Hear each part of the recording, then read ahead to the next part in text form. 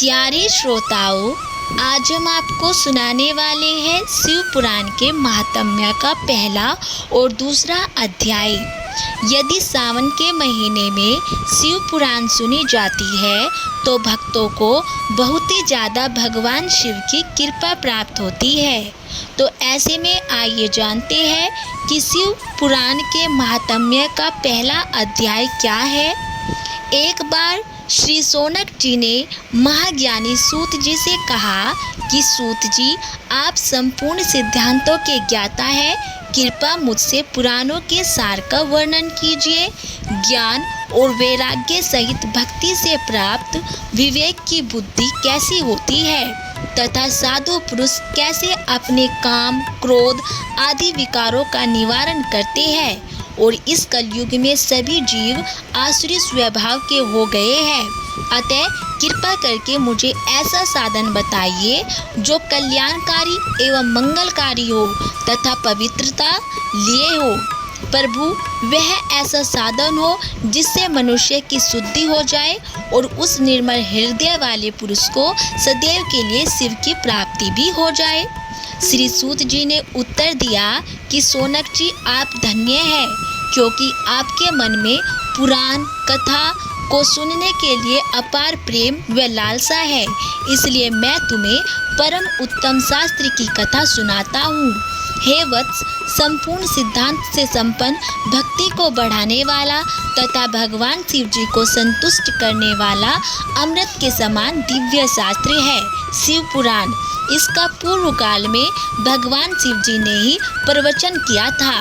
गुरुदेव व्यास ने सनत कुमार मुनि का उपदेश पाकर आदर पूर्वक इस पुराण की रचना की थी। यह पुराण कलयुग में मनुष्यों के हित का परम साधन है। शिव पुराण परम उत्तम शास्त्र है और इस पृथ्वी लोक में सभी मनुष्य को भगवान शिव के विशाल स्वरूप को समझना चाहिए और इसे पढ़ना एवं सुनना सर्वसाधन है।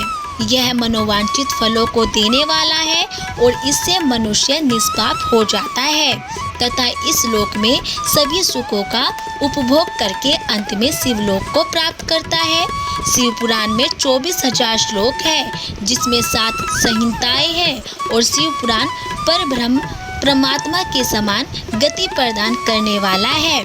मनुष्य को पूरी भक्ति एवं संयम पूर्वक इसे सुनना चाहिए। जो मनुष्य प्रेम पूर्वक नित्य इसको बाँचता है या इसका पाठ करता है, वह निसंदेह पुण्यात्मा है। भगवान शिव उस विद्वान पुरुष पर प्रसन्न होकर उसे अपना धाम प्रदान करते हैं। प्रतिदिन आदर पूर्वक शिव पुराण का पूजन करने वाले मनुष्य संसार में संपूर्ण भोगों को भोगकर भगवान शिव के पद को प्राप्त करते हैं और वे सदा सुखी रहते हैं। शिव पुराण में भगवान शिव का सर्वस्व है और इस लोक और परलोक में सुख की प्राप्ति के लिए आदर पूर्वक इसका सेवन करना चाहिए। यह निर्मल शिव पुराण धर्म, अर्थ, काम और मोक्ष रूप चारों पुरुषार्थों को देने वाला है। अतः सदा प्रेम पूर्वक इसे सुनना एवं पढ़ना चाहिए। ये था शिव पुराण के महात्म्य का पहला अध्याय। अब जान लेते हैं कि दूसरा अध्याय क्या है।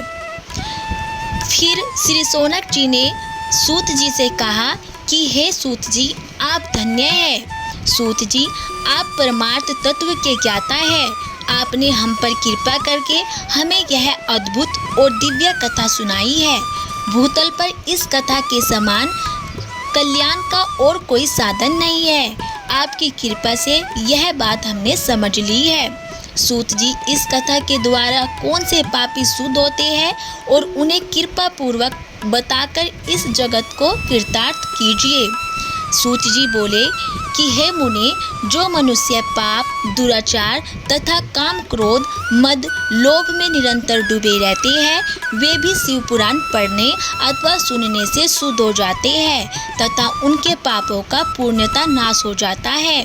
और इस विषय में मैं तुम्हें एक कथा सुनाता हूँ। वह कथा देवराज ब्राह्मण की कथा है। बहुत पहले की बात है कि किरातों के नगर में देवराज नाम का एक ब्राह्मण रहता था और वह ज्ञान में दुर्बल, गरीब, रस बेचने वाला तथा वैदिक धर्म में विमुख था। वह स्नान संध्या नहीं करता था तथा उसमें वेश्यावृत्ति बढ़ती ही जा रही थी। वह भक्तों को ठगता था और उसने अनेक मनुष्यों को मारकर उन सब का धन हड़प लिया था। उस पापी ने थोड़ा सा भी धन धर्म के काम में नहीं लगाया था और वह वेश्यागामी तथा आचार भ्रष्ट था। एक दिन वह घूमता हुआ देवयोग से प्रतिष्ठानुपुर झूसी प्रयाग जा पहुंचा और वहां उसने एक शिवालय देखा जहां बहुत से साधु महात्मा एकत्रित हुए थे। देवराज वहीं ठहर गया और वहां रात में उसे ज्वर आ गया और उसे बड़ी पीड़ा होने लगी। वहीं पर एक ब्राह्मण देवता शिव पुराण की कथा सुना रहे थे और ज्वर में पड़ा देवराज भी ब्राह्मण के मुख से शिव कथा को निरंतर सुनता रहता था। एक मास बाद देवराज ज्वर से पीड़ित अवस्था में चल बसा और यमराज के दूत उसे बांधकर यमपुरी ले गए। तभी वहां शिवलोक से भगवान शिव के पार्षदगण आ गए और वे कर्पूर के समान उज्जवल थे। उनके हाथ में त्रिशूल, संपूर्ण शरीर पर भस्म और गले में रुद्राक्ष की माला उनके शरीर की शोभा बढ़ा रही थी।